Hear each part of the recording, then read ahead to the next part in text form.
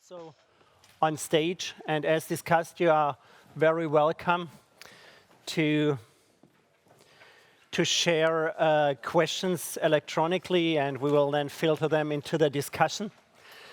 Before starting with this session, I have to apologize in one respect, the Wi-Fi. We have the issues with the Wi-Fi. Most of you already experienced this one. This is unfortunate. We discussed with the university already this morning and yesterday we had the same issue. So it doesn't really work, this link with the code. So you have to employ your, let's say, private links. And this is also important for any kind of voting session that we will have later on, that you are able to work with your mobile phone on this one. Now, it's a panel discussion, so you are welcome to ask any questions to the panel. No wrong questions, just bring all the questions you have in mind. Maya, I don't know if she's coming. She's also welcome to join here. Maya, if you want, you are also welcome to. However you want. Good. Now there's already two questions electronically, and I will start with the one. That's a timeline question. And that's a difficult one because, let's say, this 30 and 40 days that were mentioned by Michael, Ermisch, and also, let's say, the exact timing issues between, let's say, final regulatory approval and submission of the document.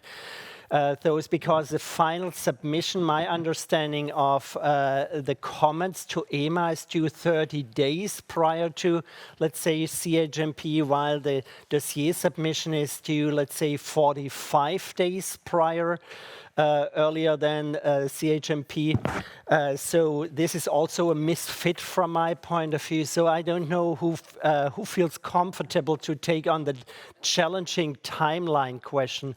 Also, I know Marcus is in the audience. If somebody of you feels comfortable taking on this question, I just put it in the audience.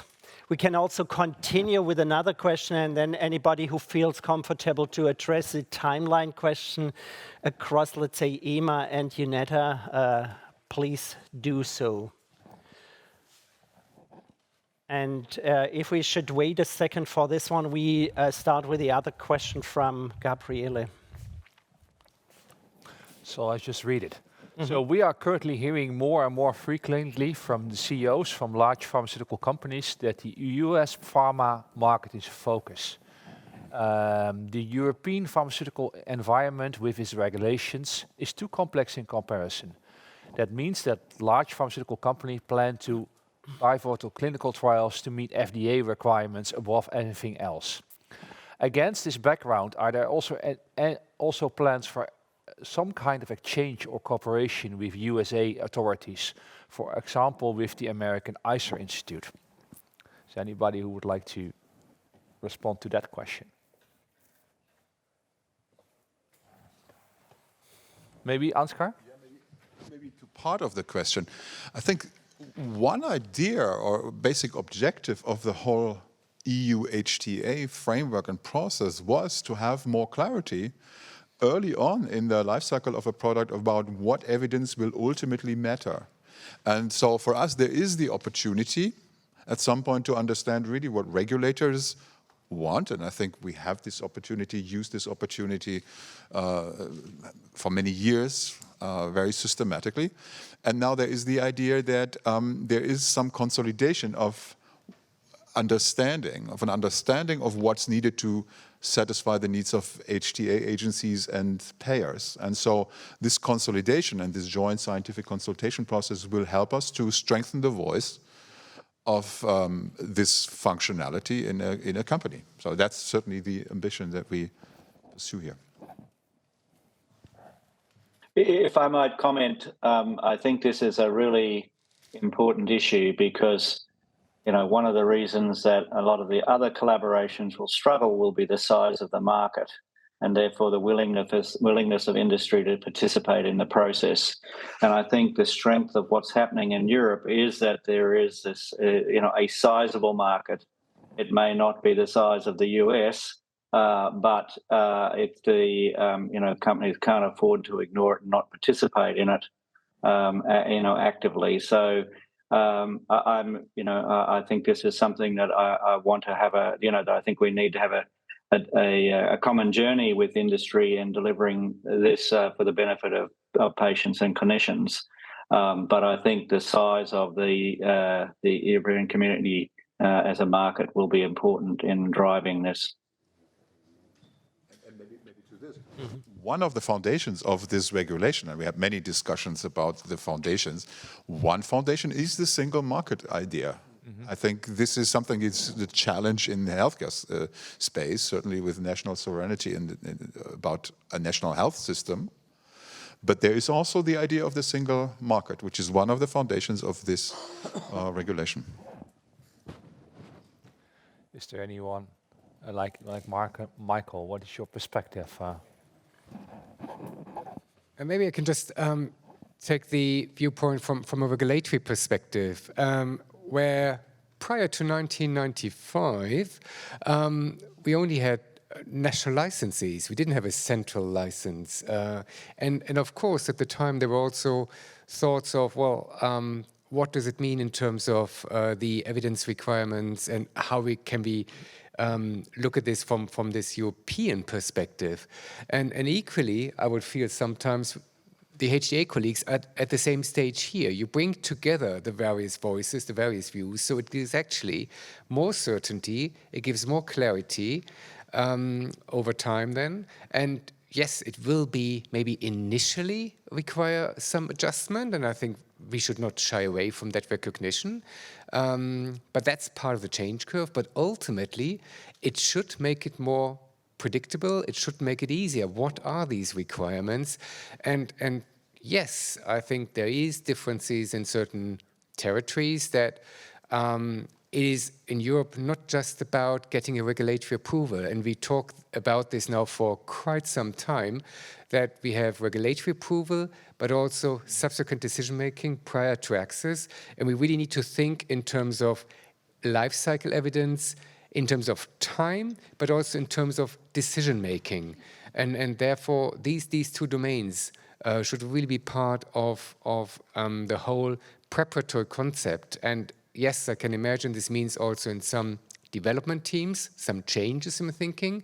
I say sometimes it means even changes of KPIs, because they are not just focusing on regulatory approval. But overall, these decisions to get into healthcare systems, they are current reality.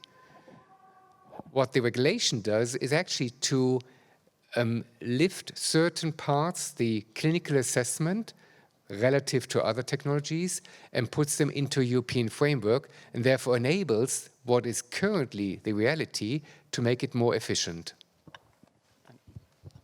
Maybe just to add to that, I mean, one thing, however we are organized in Europe, we've got one thing in common: we've got social security systems, and we now, not now, but we recognize how hard it is to find the common ground and to find the differences and see which difference can be ameliorated and which cannot.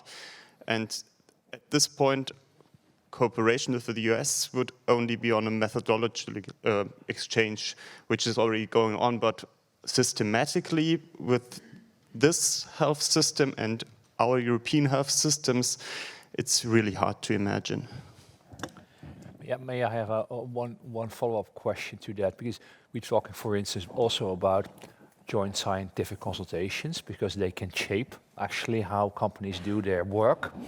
And I see also in the presentation of Maya that we talk about HTA only or in combination with regulatory. Where should we aim for? Should we really aim for that or strive for at the end that we only have these kind of joint regulatory HTA, joint scientific advice, or should we still think, well, there should be different approaches and different pathways to have both? I don't know, what are the thoughts of the panel on that? Anybody would like to?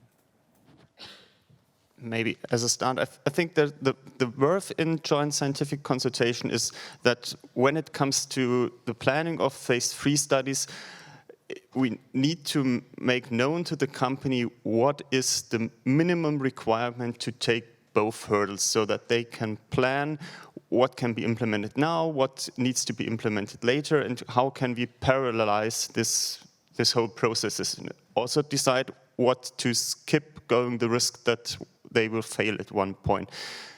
However, all these national contextualization, we'll still have to discuss what is there additional things, on the one hand, the economic models, on the other hand, maybe some subgroups, maybe some additional endpoints we want to see.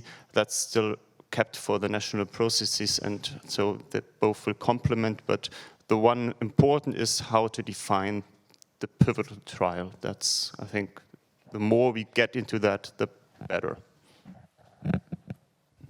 And maybe just to build on what Michael was saying, because listening to the impulse statements earlier, I heard in almost all of them something about evidence requirements and evidence needs and planning. And I think that that's really great, because it shows that there's a common baseline, that this is really, really important as a starting point.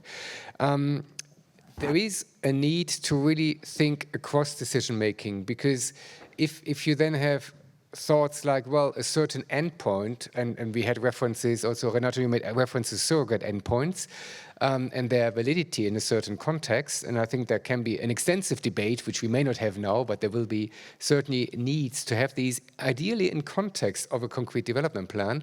This will then help also the developer to shape. So I would always call for this discussion. But secondly, and that's the addition now, is again, not just looking the evidence I need for an initial decision to be made. I think we all need to appreciate there will always be degrees of uncertainty. We will never be 100% sure with everything we have at a certain point in time. And there will always be a need, and again, colleagues made earlier the reference, and again, Renato, you made it very concretely, we need to also create additional evidence after a certain decision has been made and adjust accordingly. And if we can have these discussions also early, if we can have these discussions already at the time when we design the initial package, then it becomes even more powerful, so that there's more confidence in what has been taken as an outcome at initial decision will also translate into subsequent evidence being generated. So really, not just thinking for one point, but thinking really across the life cycle would be extremely important as part of joint scientific consultations. And looking, for example, at the joint scientific consultations we have currently under the framework contract, 3 out of 7 have concrete proposals for post-licensing evidence generation as part of this. 3 out of 7, you could say, is little. I would say, well, it is at least a start, and we need to continue this thinking because it's crucially important for the uptake of those technologies which are particular initial focus of the legislation. I think, Peter, you want to respond on that? Thanks. Okay, yes, now I'm there. So I had wanted to pick up a need on that aspect because Professor Bernardini said so strongly about the surrogates and didn't like the concept of that so much. And I felt like, okay, but if you have a development that indeed goes into surrogates, and we have these chronic and slowly progressing diseases, and therefore obviously there's a great value in using surrogate endpoints, and if they are properly validated, there's a process to do that with the regulator. And I was wondering, how much is that going to be built into that European collaborative on also trying to get, understanding or endorsement from HTA perspective? Ansgar? Yeah. Firstly. Yes, but I may agree with you. Of course, my view was not omnicomprehensive because there are additional issues that should be discussed when you talk about endpoints. My principle is that there is no, at this time, any homogeneity in considering the political orientation, because this is the first thought we have to get in mind. Every single country, by right, has its own political orientation. For example, Italy has the Article 32 of the Constitutions, which obliges the government to give free access and large access to all to therapies, to all those who need those therapies, which is not true for all countries. It's different, maybe in Spain, it's different in France. So I think that the first issue to be targeted is to identify objective criteria which satisfy all the political issues from different countries, first of all. So to write a document for pharmaceutical companies to declare what are their minimal requirements. If you don't have, or if you think not to satisfy these requirements, please try harder, but not waste your time and my time, and especially coming back to our constitution, don't waste my money, which is also a cogent point in this story. I think Ansgar, I'd be very here to hear from Valentina on this point. I mean, we are hearing very strongly from patient groups about the desire to be involved at an early point in the sorts of measures and the sorts of outcomes and the sorts of measures that we're using to make judgments about this, and they want to be involved earlier and earlier in the process. And and I think that is an aspiration which we should be trying to support. But I mean, Valentina, I'd be very interested to hear what the European perspective on that is. Yes, thank you for flagging it. Indeed, I think patients may be of support in this process in terms really of identifying what is valuable from a patient perspective, identifying what technologies should be prioritized and reimbursed, because sometimes there are treatments available, but not necessarily they are the ones really improving quality of life or really addressing the needs. So the point I often make is that when we talk about innovation, is that it's not just a treatment that somehow improves the clinical status. We may have to look at more points. The quality of life is critical. And so if there is an uncertainty from the HTA or payer point of view, it's where patients can provide you a response. And that's indeed, the early involvement of patients would be helpful. And I would like to bring here also some work that we have conducted in IMI project, Innovative Medicines Initiative project, which is called PREFER. That is really about patient preference studies. And Isabel, who is here in the room, who can provide more information. So these studies really help to understand what is meaningful to patients when it comes to their treatments. And what are the trade-offs they may accept, because of course every treatment comes with implications, and that's what is really critical, because sometimes the treatments, yes, are available, and I see this is mainly an issue for chronic conditions where access to treatments is possible, but maybe it's treatments that are very outdated and there is no real innovation. There is a lot of investment on cancer, but what about all other conditions? As a European umbrella organization, I see a big risk there, because a lot of investment, it's just going one way, but let's not forget the other ones. But I know that you as IFA, of course, I have an eye on this. I think this sparks a lot of discussion. I think, Michael, you would still like to respond to that? Yeah, because I feel the need to somehow, disturb the party. To be honest, I think European HTA and joint clinical consultations, scientific advice had a lot of things to offer, but what it will not offer is changing our minds on surrogate endpoints. And that's, I mean, this is the very pinpoint of where we differ and what we decide upon. And from a certain point of view, I can understand that as a regulator, you say, well, if it changes the surrogate that is likely connected to the disease and it doesn't do any harm, then we can allow this drug to come to the market. Our question is it really wise to spend more money, because that's what we ask for, more money on a drug that promises to change the disease but only has proven something on a surrogate than on a drug that's already available that has proven to change the disease? And thus we cannot do that. If we can come to a point where we say, well, this is now available, there might be something, and therefore we are paying less than what is already available for this one till the moment when it has proven that it does the same or more on the relevant endpoints, then it's a different story. But that's that's not the current discussion, and thus, well, benefits on basis of surrogates that are not validated for us are not really the point where that make us fit for decision. And I don't think that we can agree on this. Yeah. That's probably a big opening the black box because there's a big discussion on this one. We will not solve this one today. Let me quickly read 2 questions and then we go back to the audience. There are 2 questions and we try to cover at least some of the questions online on the Joint Scientific Consultation. The one question, very technical, perhaps Michael to you, will JSCs be always performed together with EMA, or will there also be just HTA-only joint scientific consultations? That's one question, and the other question perhaps to you, Maya, is let's say capacities for joint scientific consultations. So companies are asking, are there sufficient capacities on this one? Perhaps Michael, you start.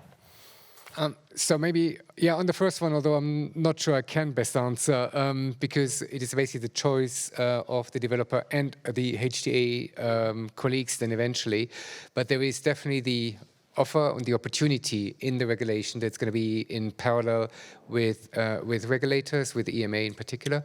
And this is, yeah, something which I think will be seen also in the context of what's the value you can get from having these discussions in terms of getting a cross-decision-maker view.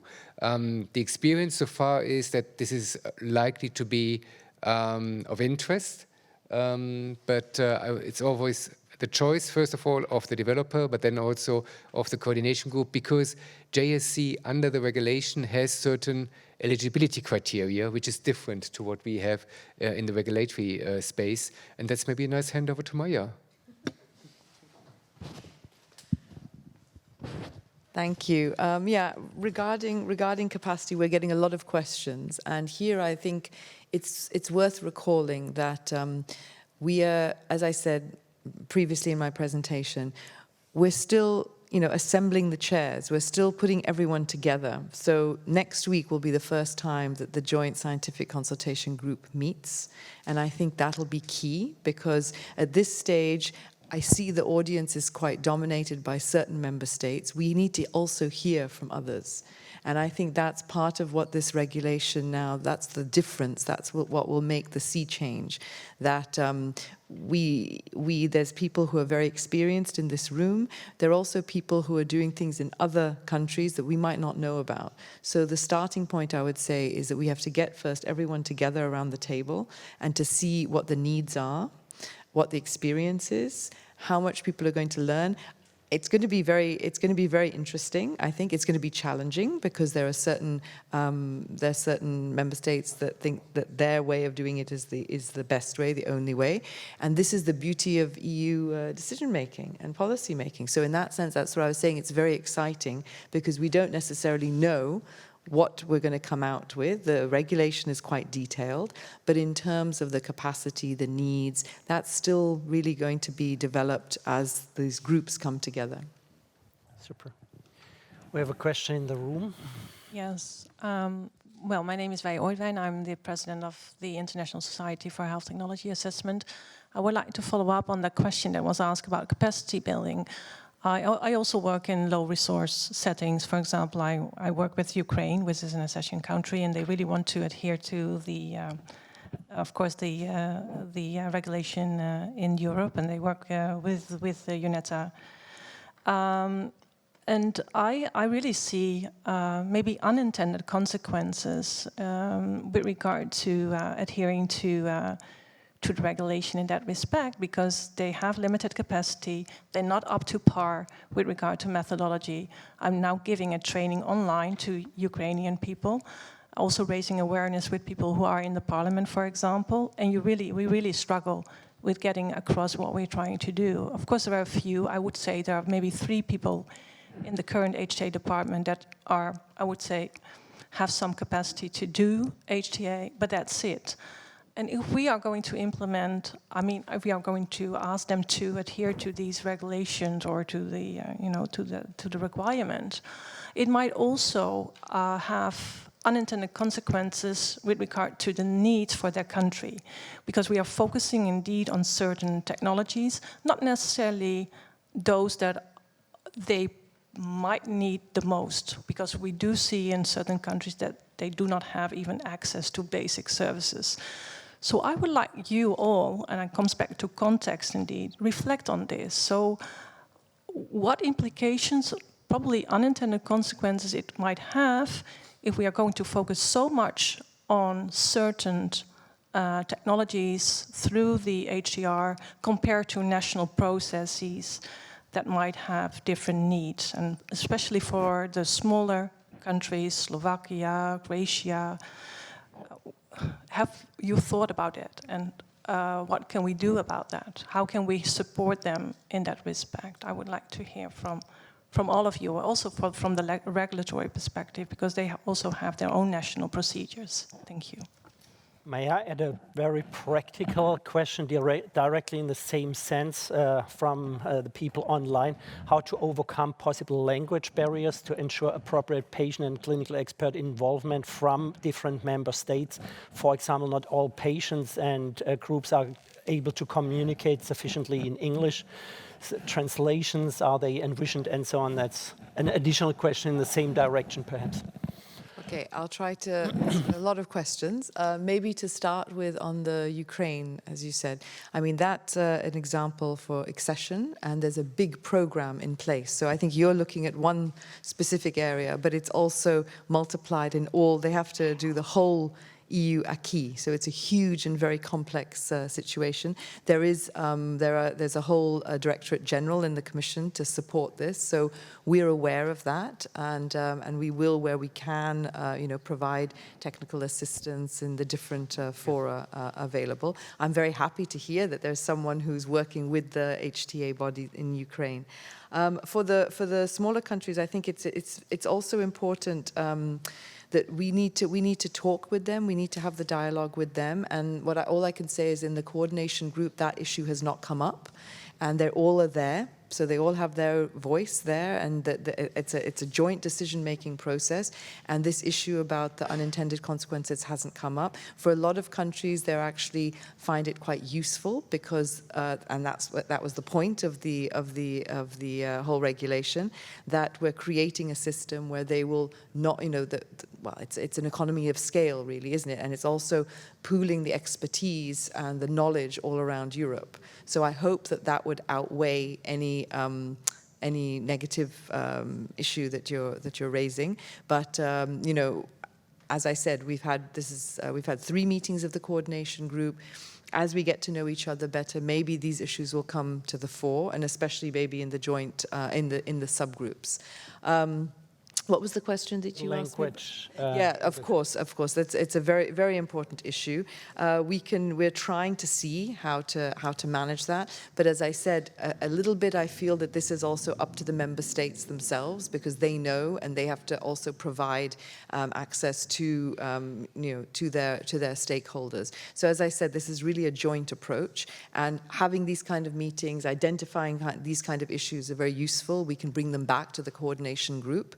And to see. But as I said, it's very early days. So these are the kind of things that I personally haven't heard the issue that you raised, but I will definitely check with my colleagues and see, because, yes, it's very important to be aware of any unintended consequences. Michael. And then just maybe briefly adding, because Maya, you were also addressing the question to me in particular.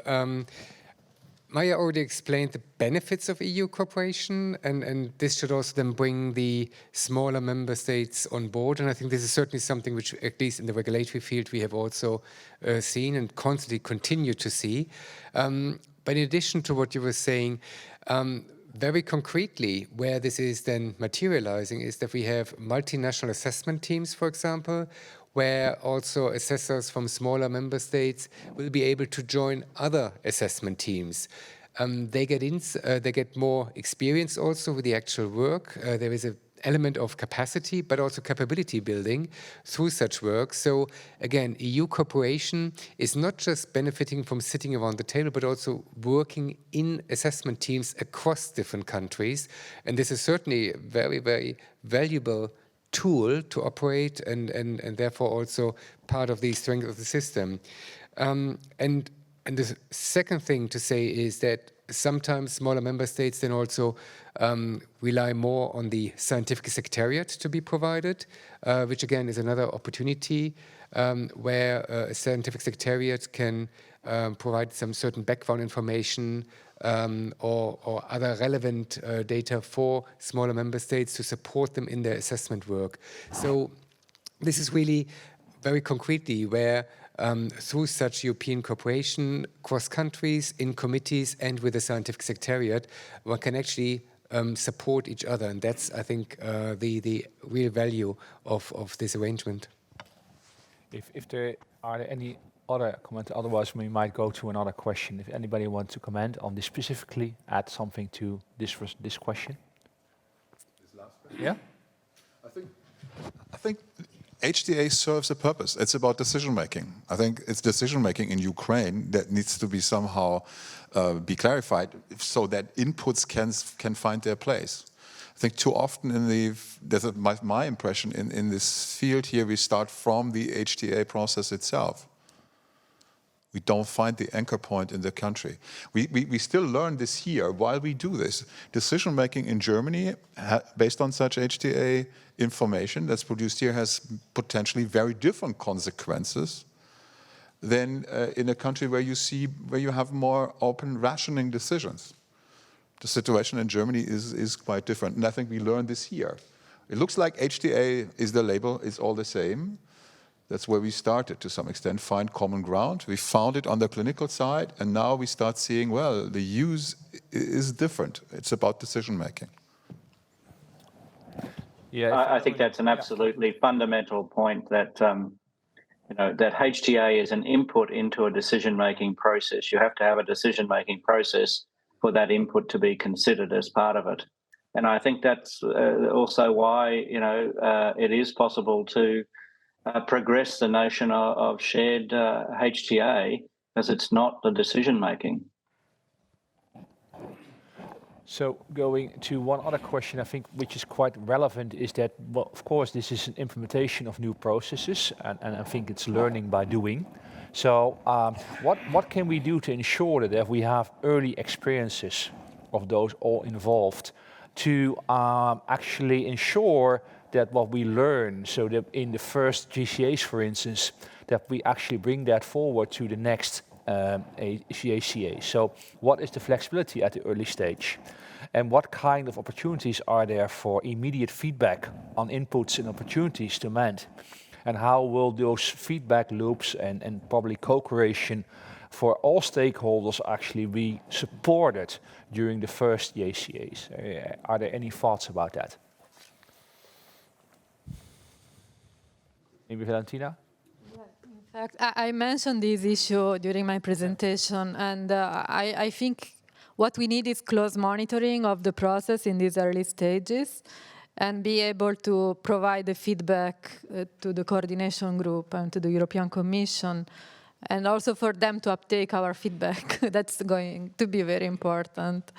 But we all agree, I think, that for the moment it needs to stay not to be prescriptive, as we were also discussing during the coffee break, to be able to address those unforeseen needs eventually. Because for a long time, we have been advocating for more clarity, which is still needed. But at the same time, we are realizing that we are co-shaping this process. And so we have to accept a level of uncertainty at this stage. So it's really to make sure that there is some openness there to address unforeseen aspects, that otherwise we risk to build a system that could be detrimental to, when I speak about patient involvement, there is a risk that the process put in place might not really address the needs. Maya. Thank you for the question. I mean, concretely in the regulation, there will be a report after 3 years, so 2028, that will look specifically at the joint clinical assessment, how it's done, whether there are changes needed. So I think that that's built in 2 years after the application, so the year before the report. The member states are supposed to report on how it is for them. So I think that's already giving you an insight. And then I'm assuming that the stakeholder network will be able to provide constant feedback. I mean, that's why we've created the stakeholder network. So I think that there are elements in place. And I think that's also very good to keep in mind that, these were the co-negotiators, the co-legislators, the European Parliament and the member states. They created this regulation with the knowledge that they were embarking on something very new, very innovative. And so I think we also have to keep that in mind. And I want to also definitely support what Valentina said, that at the same time, we shouldn't get bogged down now in already criticizing. We need to have a period where we actually need to try this, and so we are working really hard to set up the system so that in 2025 we can make a go of it, and then we have to see how that works out. Ansgar. We are committed to try this, but we are also obliged to try this. I think it's a fine line. We want this a workable system in 25, so it's not. We shouldn't call it pilot. I think that's, and I think it's really important because these are real life products. We've gathered a lot of experience on joint assessments, not in the final configuration, but through many years. True. And the idea now is to create a system that's a workable system from the beginning. The evaluation, that's what I understand, is a complex legislative element. It's very complex. The question is, can we do monitoring earlier, or can we create these earlier feedback loops that I think also Valentina mentions? This will be, I think, critically important. Already at the end of 25, we may have something that we have experienced that we may be able to take into account. So we have 2 questions in the room from Gilles and from Mira. Sorry, I didn't get this. Yes, please. Hi, thank you, Jörg. Lovely to be here. My name is Mimi Chun-Quinones. It is such a privilege to be able to come here as a volunteer for a patient organization called Partners for Patients, NGO. And I feel like the first thing I want to do, and importantly, is to thank everyone in the room for really making a difference to society, helping patients, families, and caregivers. The second reason I'm here, and the second hat I'm wearing, is I work for the International Myeloma Foundation. And one of the things that we keep hearing about is the opportunity to include the caregivers and families' perspectives into the decision-making process. And I'm here also to say thank you for also letting that be an opportunity in this trying phase. And for me, I think the most important thing is to just thank you, each of you, for giving back in so many different ways, whether you're an academic, whether you're a, manufacturer, patient organization. I just don't think that we say thank you enough. And so this is a moment that we just want to say thank you so much for the work that you're doing. Thank you. Any comments from the panel? Thank you back. Mira. Thank you. I have a question for Mr. Wilson. Could you tell us a little bit about this collaboration between Australia, Canada, and UK? How do you do that? Because I'm very curious to know. I feared you'd come back to this. I mean, really, the state of developments at this point in time is a statement of intent. It is some very early planning of starting to think through what different elements might be something that we can do in common, looking for opportunities where we might do, where we might be able to do this. It will almost certainly, some of it will be around developing some common methodological approaches, perhaps some common platforms that might be used in relation to that. we will almost, given the nature of it, which is not going to be under a common legislative or regulatory environment, how we proceed will depend very much on having a degree of voluntary participation, voluntary engagement with industry to participate in that process. So we're going to have to really sell what might be the potential benefits to industry to get them to participate in it. So yeah, very early days in terms of the discussions. They've been going on for about a year, but I would despair about that, except that I know how long the negotiations in Europe have been going on to reach where it has got to today.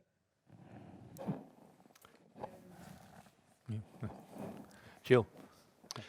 Yeah, thank you very much. Martin Deiner from the umbrella organization of German patient organizations. I've got a question about the patient involvement. We've already heard that it is very important just to build trust for the new HTA process. But I want to ask if there will be really an involvement, because the PICOs, they will be defined in the national member states and in the processes which exist there.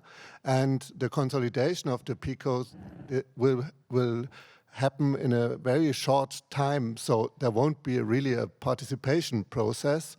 And if we consider that the assessment itself is rather a technical process, I don't know which questions will be asked to patients in this process. So my question is, will there really be an involvement, or is it just an option which won't really happen very often? May I just add another question exactly in that same directions? We hear a lot that collaboration is key, despite it seems that with the current process, the industry cannot comment, give input to the scope PICO, nor discuss the JCA in a hearing. How does this go together? A little more aggressive, but I think the same direction than Martin's question. So who is willing to take this one on?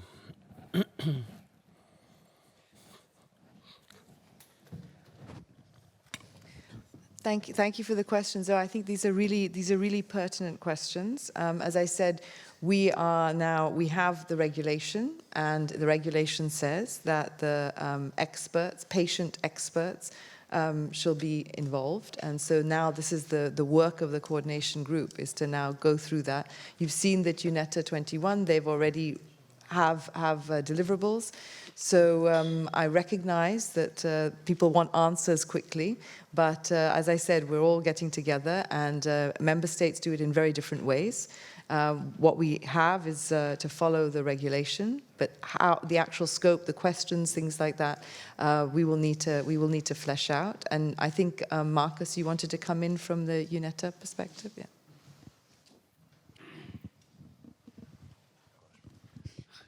Long arms.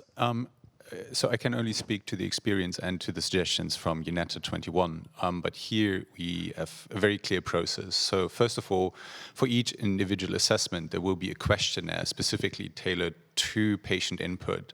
That questionnaire comes even before we send out for the PICO survey with member states. So we have already in the beginning the views of patients when we define the PICOs in member states. I think that's really important. But equally important is the advanced planning, the horizon scanning together with patients and the information on it, because of course, as you say, the time frame for replies of patients is very, very short.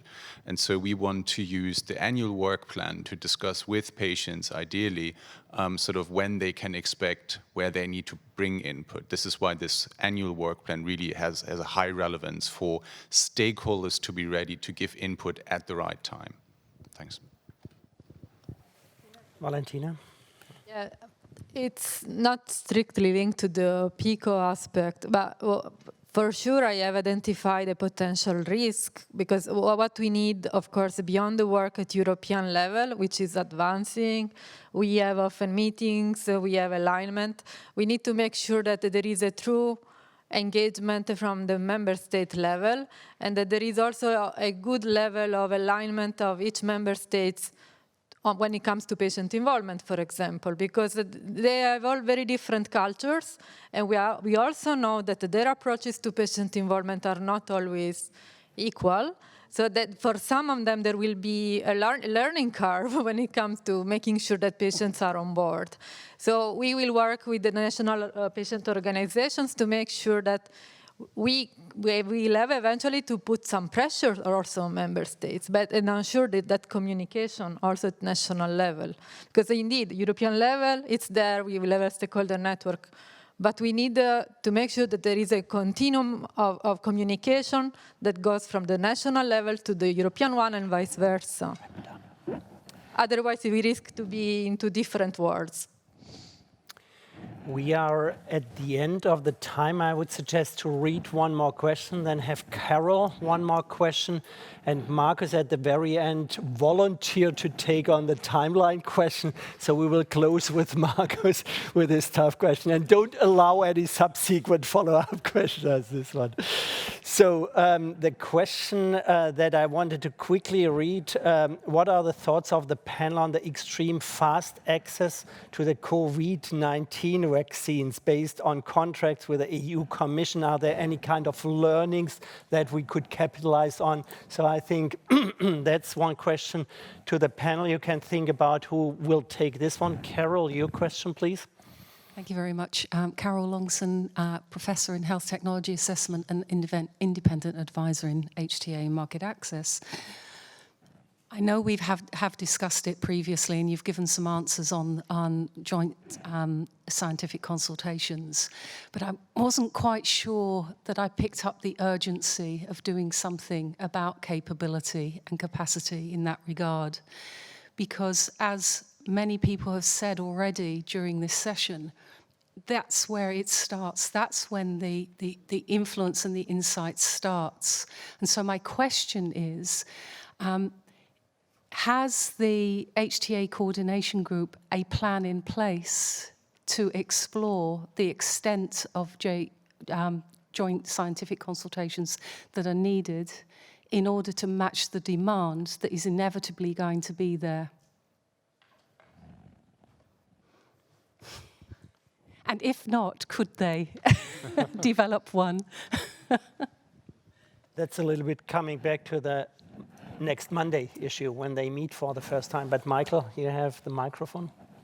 Yes, but I would rather choose to go back to the first question than the second.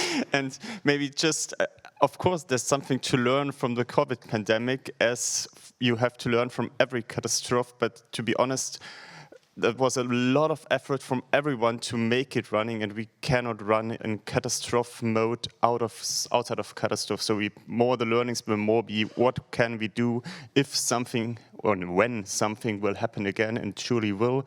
But for all the other things, we need to stick or get back to what we're used to, simply to keep the systems handleable. Mm-hmm. Any comment to Carol? Thank you. Just regarding the capacity building, I should have also mentioned that we're launching a tender, hopefully by September, specifically on capacity building for joint scientific consultation and joint clinical assessment. The idea is to really do something, training, but also something sustainable. Because I think all of this, as we said, it was very good that Michael mentioned that it was only in 1995 that we started with centralized authorization. So we're looking at a lot of what Emma has done, the lessons learned, also around capacity building. So we're hoping that this tender that we will be launching will help to develop capacities across the EU, to put in place a kind of training, possibly something online that will be sustainable, that will be open access. But this is all to be seen, and that would be starting hopefully in 2024, so before the application starts. So, Marcus, the $1,000 question. $1 million. Timelines. $1 million. Thank you. The question, if I remember correctly, was referring to whether it's 30 or 40 days after CHMP. And so just double-checked, it's Article 11.1a that gives us 30 days, and then Article 12.3 that gives us 10 more days, which refer to the 10 days the Commission has to actually finalize everything and publish it. So indeed it is, our HTA deadline is 30 days plus 10 for the Commission to finalize procedures. Thanks. Thanks. Thanks everybody for the great discussion this morning.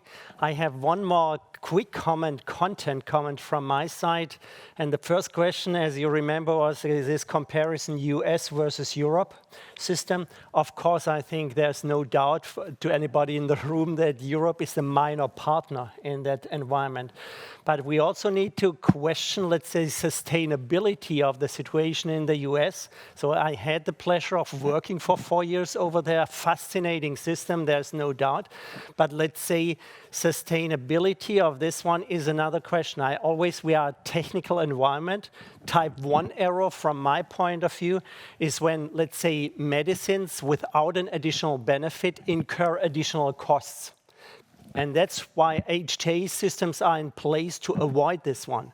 Type 2 error is when good medicines, beneficial medicines, don't reach the patients anymore.